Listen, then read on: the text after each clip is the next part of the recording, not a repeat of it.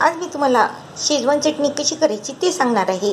तर त्यासाठी लागणारे साहित्य आहे सुकलेल्या मिरच्या, सुकलेल्या लाल मिरच्या घ्यायच्या, जिरे, ओवा, मीठ, बारीक मीठ पण घेऊ शकतो पण मी मोठं मीठ घेतलेलं आहे, थोडंसं पाणी, लसूण आणि अद्रक ह्यामध्ये कंपल्सरी आहे। तर लाल मिरची जी आहे ती आपण अर्धा तासासाठी भिजत ठेवूयात। ही जी चटणी आहे ती मोमोज सोबत ती छान लागते। त्याचप्रमाणे म्हणजे शेजवान राईस करायचं असेल तर त्यासोबत पण छान लागते। तर आपण आता शेजवान चटणी कशी करायची ते पाहायचं आहे।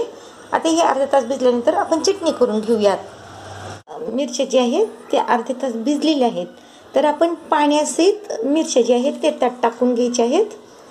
आता त्यामध्ये आपण ओवा, जिरे, लसूण, अद्रक, मीठ हे टाकून घेऊयात आणि वाटून घेऊयात।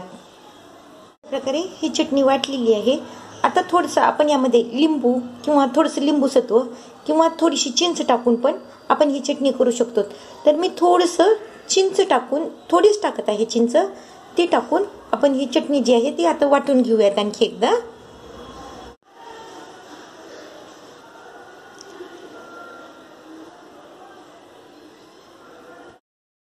झालेली आहे शेजवान चटणी, ते आंबट तिखट ही चटणी झालेली आहे।